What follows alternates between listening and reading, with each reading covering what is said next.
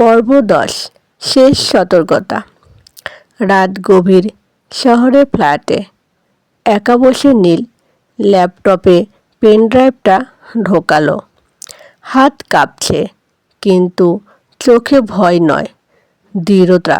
ভিডিওটা চালু হতেই পর্দায় ভেসে উঠল বহু বছর আগের ফুটেজ।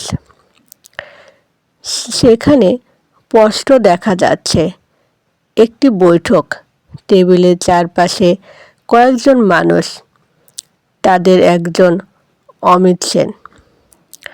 আর কথোপকথনে পরিষ্কার শোনা যাচ্ছে দুর্ঘটনাটা কিভাবে সাজানো হবে।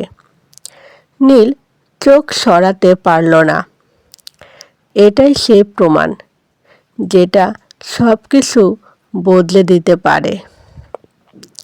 ঠিক তখনই হঠাৎ বিদ্যুৎ চলে গেল। ঘর অন্ধকার।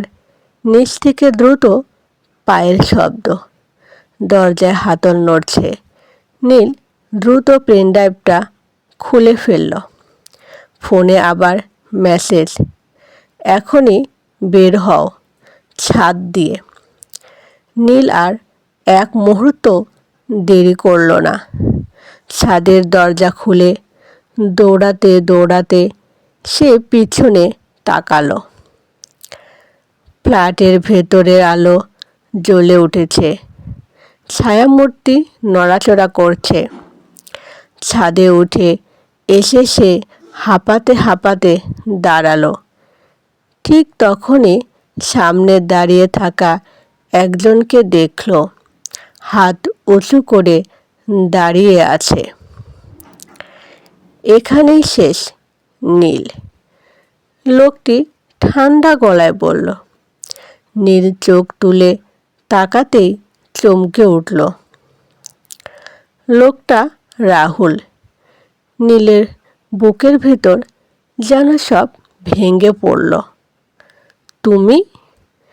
রাহুলের চোখে কঠিন দৃষ্টি। সবাই যেমন ভাবে আমি তেমন নই, কিন্তু সত্যটা জানতে চাইলে কাল আদালতে এসো। এই কথা বলে রাহুল অন্ধকারে মিলিয়ে গেল। নীল ছাদের কিনারায় দাঁড়িয়ে রইল। মাথার ভেতর শুধু একটাই প্রশ্ন, রাহুল কি বন্ধু, না সবচেয়ে বড় বিশ্বাসঘাতক?